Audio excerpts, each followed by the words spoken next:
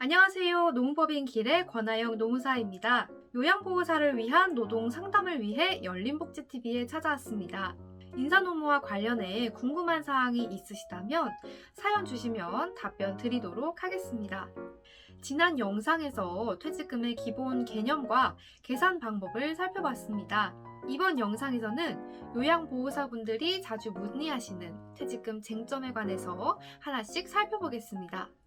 2년 정도 근무하고 퇴직 예정인 요양보호사입니다. 수급자와 연결되지 않아 퇴직 전 2개월간 일을 하지 못하고 쉬다가 퇴사했습니다. 쉰 기간은 퇴직금을 계산할 때 포함되나요? 라는 사연입니다.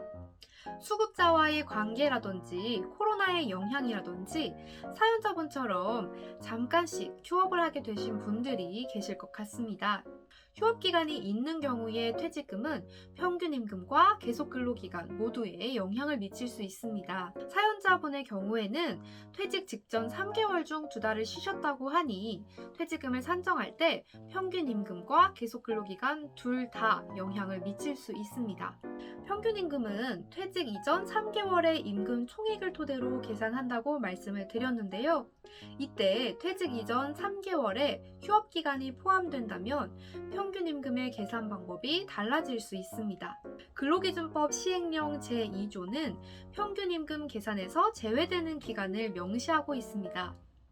이는 근로자의 정당한 권리 행사 기간이나 근로자의 귀책 사유 없이 근로를 제대로 제공하지 못한 기간을 평균 임금에 반영하게 되면 평균 임금이 부당하게 적어지는 것을 방지하기 위함인데요. 따라서 수습 기간과 사용자의 귀책 사유로 휴업한 기간, 출산 전후 휴가 기간, 업무상 재해로 요양하기 위해 휴업한 기간 등 일부 기간들은 평균 임금 산정 기준이 되는 기관과 임금 총액에서 각각 제하게 됩니다. 사연자분의 경우 퇴직 직전 3개월 중 2개월이 사용자의 귀책 사유에 의한 휴업 기간에 해당하기 때문에 평균 임금 계산에서 제외되는 기간입니다. 이때 사용자의 귀책 사유란 불가항력적이 아닌 경우로서 사용자의 세력 범위 안에서 발생한 경영 장애로 인해서 사용자가 근로 제공을 받을 수 없는 경우도 포함합니다. 판매 부진이나 자금난 같은 경영상 문제로 인한 휴업도 사용자의 귀책 사유에 해당합니다. 사연자분이 수급자와 연결되지 못한 사정도 사용자의 경영상 문제이기 때문에 사용자의 귀책 사유에 해당할 것입니다.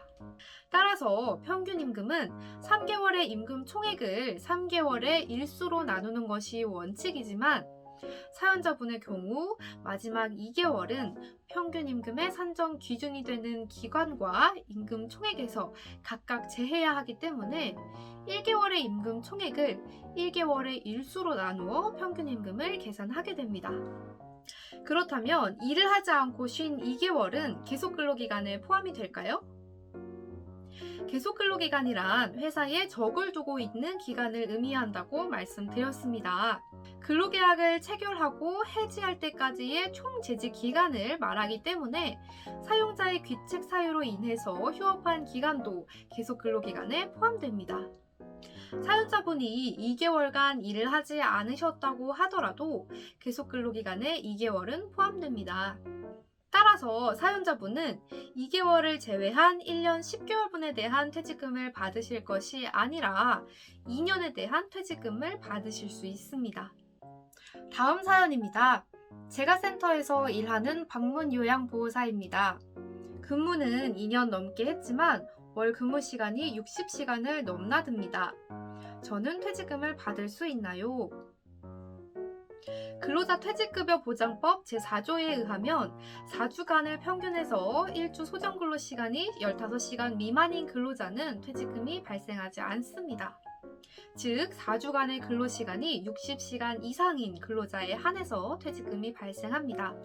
사연자분과 같이 월 근무 시간이 60시간을 넘나드는 경우에는 퇴직일을 기준으로 역산해서 퇴직금 발생 여부를 판단하고 있습니다. 퇴직일을 기준으로 최초 근로계약 시점까지 4주 단위로 역산해서 근무 시간이 60시간을 넘지 못하는 기간은 제외하고 60시간을 넘는 기간을 합산했을 때 1년을 넘는다면 퇴직금이 발생합니다.